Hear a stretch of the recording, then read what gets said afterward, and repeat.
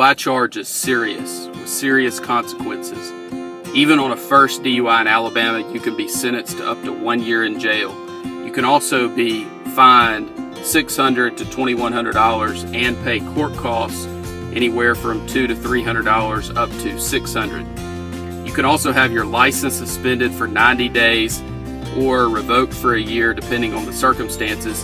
And you can also be required to install an ignition interlock device on your vehicle if you meet certain criteria. And you could be required to attend the court referral program as well. We understand how you feel.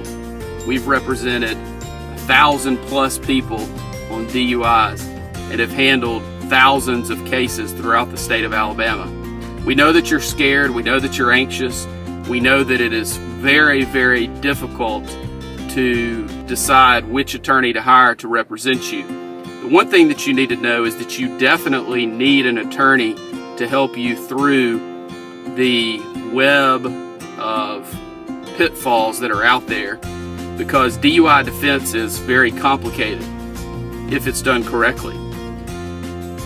It's just hard to know for you as a layperson exactly who to hire, or if what someone on the phone with you or who is conversing with you is giving you the correct information. There's some criteria that I suggest that you go through, and this, I believe, will help you in determining whether you're hiring somebody who is a DUI attorney rather than simply some attorney out there who will take your DUI if you hire them and pay them the nominal fee that they are going to charge. The first thing that I think that you should ask is whether the attorney is a member of the National College for DUI Defense. This is a very solid organization that has been around for many years and is focused on the education, training, and is information-based for attorneys to learn about and practice and network and connect with other attorneys who primarily handle drunk driving cases. It's very important, if you are seeking out the best representation and if you are seeking out the best result on your DUI, that the attorney that you hire is a member of the National College for DUI Defense. The second item that is a necessity, in my opinion, is that the attorney that you retain to help you with your DUI case in Alabama is certified per NHTSA, which is the National Highway Traffic Safety Administration, to administer standardized field sobriety tests. These are the same tests that you were asked to perform on the side of the road.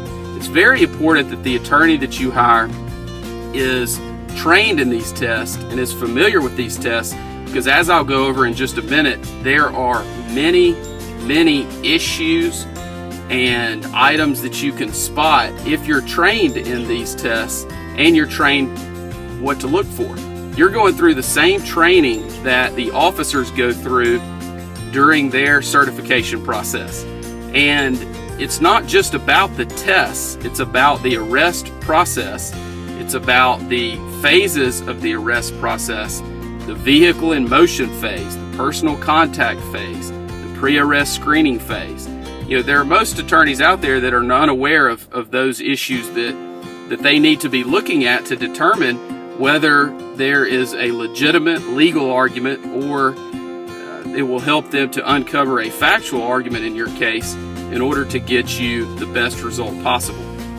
You also need someone who is very experienced and well-versed in the driver's license aspect of your case.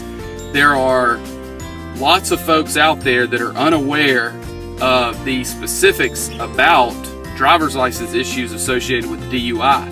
You've got the administrative suspension on the front end, and you have issues related to an enhanced suspension time or revocation, and also the ignition interlock, which is tied into that. And also you have the suspended time on the back end if you're convicted.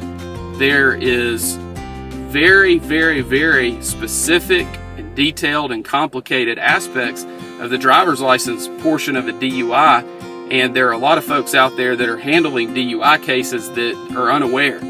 And it's sad to see that, because there's a better way to do it. And that's the reason that I believe those criteria will help you get to someone that can give you the best result possible and that can help you in navigating these pitfalls that are out there, because there are many out there, and they get worse and worse as the legislature continues to modify the DUI statute. There are people out there that get arrested for DUI, and you refuse the test, but you know that you were drunk, impaired, whatever it might be. And there are also people out there who submitted to the test and they're well over 0.08. They may be a 0.16, 0.20, 0.25. Those people out there need to know that pleading guilty is not their only option. They need to know that there are lawyers out there, such as myself, and there are other good DUI defense attorneys in the state of Alabama that know how to litigate these cases, know what to bring up, and know how to handle these in a way that is going to get you the best result possible. And it's very important that you hook up with and work with someone that understands the ins and outs of DUI defense, because even though you may feel like your case is hopeless, there is a way to suppress some of this information, to suppress some of these tests, to keep information out of evidence, or to negotiate and work something out so that charges may be dismissed or reduced for a non-DUI disposition. Because our goal in every single DUI case that we handle is to either have the DUI dismissed or to have it reduced and settle the case for a non-DUI disposition. If those two things are not possible, the next step for us is trial. And if the client decides that the client would like to proceed to trial, then we encourage that, because if a client simply pleads guilty, the client is going to suffer the ramifications and the repercussions associated with a DUI conviction. So we always encourage our clients to proceed to trial on their cases, because we know what the result is going to be if they simply plead guilty, and we would like to avoid that if we can. And it's the client's decision ultimately, but we always encourage clients, and we encourage them to look at all aspects of the information that we present when they're trying to make the decision about trying their case or accepting an offer that is on the table.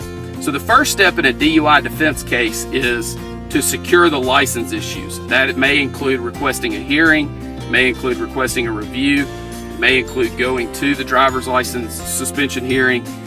It may include filing a lawsuit against the Alabama Department of Public Safety. But no matter what stage you're in, whenever you choose to retain us, we evaluate it and go through a very sophisticated process and procedure that we have put together to handle these cases in order to give our clients the best chance of success on their cases. The next thing is for us to gather information from you and about you. We have a very extensive questionnaire that we will either go over with you or send to you, or you can pick it up from us, and that gives us lots of information about you and helps us to humanize you with the prosecutor and the other parties that we will be dealing with on your case. We will also give you a plan of action. A lot of people get worried because they feel like they're not doing anything to help their case, and we'll give you a plan of action and things that you can focus on, and we'll counsel you not to worry about your case or worry about the outcome, but let's focus on the process. Let's focus on what you can do today to help you as a person, but also to help you with your case. And that's one of the things that we feel like separates us from other folks that are out there, because we will give you a plan of action and go over with you the things that we feel like you should do to help us help you. And it gives folks a lot of comfort in doing those things, and those things always help and they never hurt, and we feel like it's important for you to take the action steps that that we give you. The next step that we go through is we'll file documents with the court, and we get to choose what documents those are. We'll file a notice of appearance, usually a motion to continue, and we may also file other documents at that time as well. Depending on where we are, we will then decide at what point in time we need to file discovery motions, and we look at those based on a court-by-court basis and also a case-by-case basis, depending on what the issues are and depending on whether that may help our case at that point or might hurt the case. And of course, we don't want to do anything that could be detrimental to your case at that time. At that point, we begin prepping for the initial appearance, and that includes putting everything in an order that is accessible and collecting documents and other items that you have completed. And then we begin, of course, moving towards that first court date, whenever that might be, whether it's on the initial court date or usually the case would be continued at some point. After that, we begin the evaluation process of your case. We look at every single aspect of DUI defense in order to give you the best result possible. We look at any defense that might be available that is out there. If there was an accident, most people think that an accident case, they think this: I had an accident, I was impaired, I'm guilty, I need to plead guilty. And that could not be further from the truth. Accident cases are very, very tough for the prosecution, and there are a lot of folks out there handling DUI cases that are unaware of that. They just don't know the ins and outs of the accident issues in a DUI case. The other issues that we look at are actual physical control. Were you in actual physical control of the vehicle? Were you sitting in a parking lot? Where were the keys? Was the vehicle operable? Those are things that we need to look at in every single one of our cases that involve those issues. We also look at the private property DUI issues. We also look at anonymous tip issues. There's been some recent cases that have come out that are not good for the defense on those cases, on those type issues. However, there are still arguments that can be made, and there's still a burden that we feel like the prosecution must meet anytime there's an anonymous tip issue on a DUI case. We also look at issues about whether you were asleep at the wheel, whether there were passengers, whether there are other issues associated with actual physical control, whether you're on private property, what are the issues associated with how the officer got to you where you are. We have a lot of cases where people pull over and they're asleep in a mall parking lot at night, and we want to know all of the facts associated with those aspects so that we can make sure that the arrest process was done properly by the officer. We also look very carefully at whether there was a blood test performed. There are many folks out there who assume that a hospital blood test is reliable and is one that should be looked at closely as one that is foolproof as far as introduction into evidence and that it comes in every time. And the answer to that is absolutely not. The hospital blood testing process for blood alcohol content is definitely not something that is or should be relied upon, because the testing is not valid, it's not scientifically reliable, and should not be admitted into evidence in our opinion. We also look at the process that a state trooper may have had blood drawn at the hospital provided to him, and he uses the blood kit and sends it to Alabama Department of Forensic Sciences in order to have the blood tested there. Those tests are much more accurate, we feel like, but there are still many processes and procedures such as chain of evidence and other items that must be followed very closely in order for that to come into evidence and be reliable.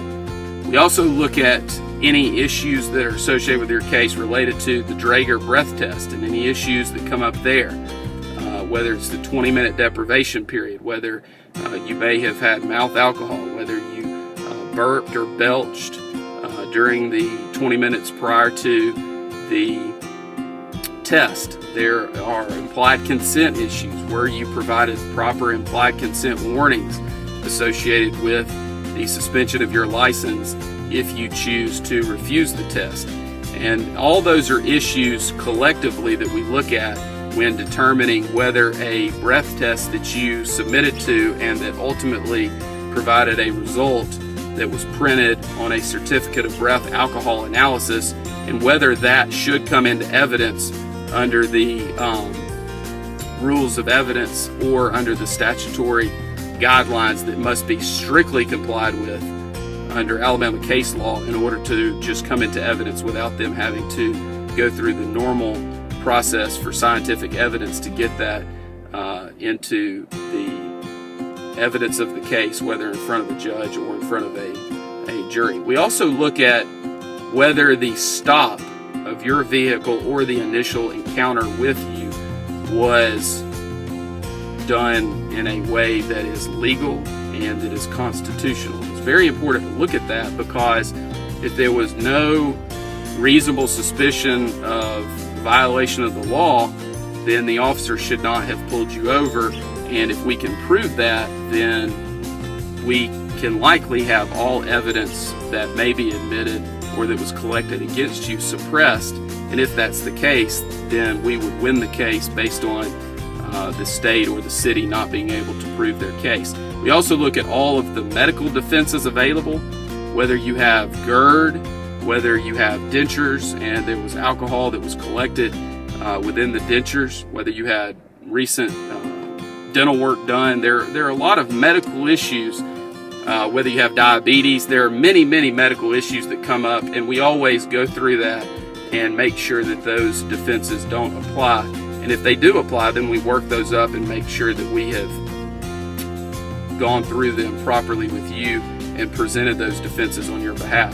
We also look at the UTTC, which is the traffic ticket, the complaint against you, to make sure that there are no issues related to that as well, such as municipal ordinance issues, if there are issues related to the code sections cited, whether it's proper, and whether they have your proper information on the UTTC or not. We also go through and determine whether you requested an independent test, and if that was handled properly.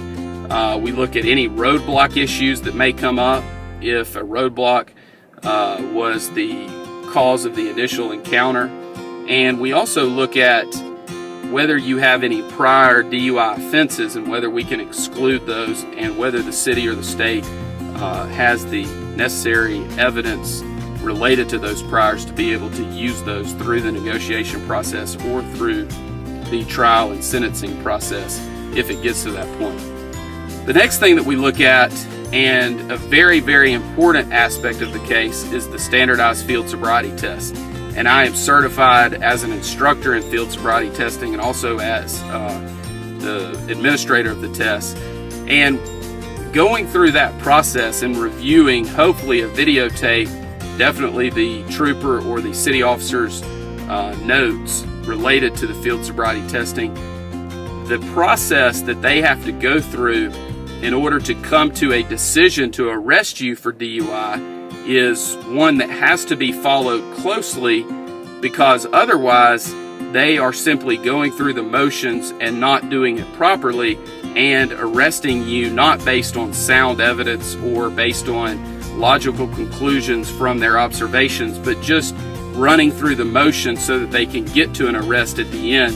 We want to make sure that that is not happening and that things are not being done that are in violation of your rights and in a way that is not standardized. We want to make sure they gave you the proper instructions, make sure that they look for the proper clues, make sure that they scored the test correctly. It's very important that those items are looked at closely, because otherwise you're giving up some of the aspects of your case that could be litigated and ultimately tried if needed.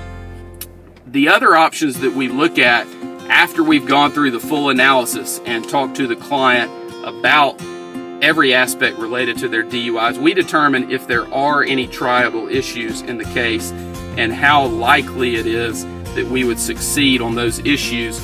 And then we go through the process with the client so that the client gets to decide with our guidance how to proceed in the case, whether to settle the case for a non-DUI disposition, if that is an option, or whether to proceed to trial, if that is what the client chooses, or to accept whatever offer is out there, and that is usually against our advice depending on what the tribal issues are that come up. And in any DUI case, if you have the knowledge and the experience to go through and review every aspect of the case and every defense that might be available, there are always issues that can be brought up related to a DUI case because they are so complicated and they require so many steps in going through the process. So it's very important that the case is looked at with eyes that have the experience and the knowledge to get you the best result possible. It's very important. We've handled 1,000 plus DUI cases. We've resolved 5,000 or more charges throughout the state of Alabama, and we can help you with your case. All you have to do is let us know and call our office, and we will be glad to talk to you and discuss your case with you at no charge, because we believe that you have a right to speak to any lawyer that you choose without having to pay an initial consultation fee in order to do so.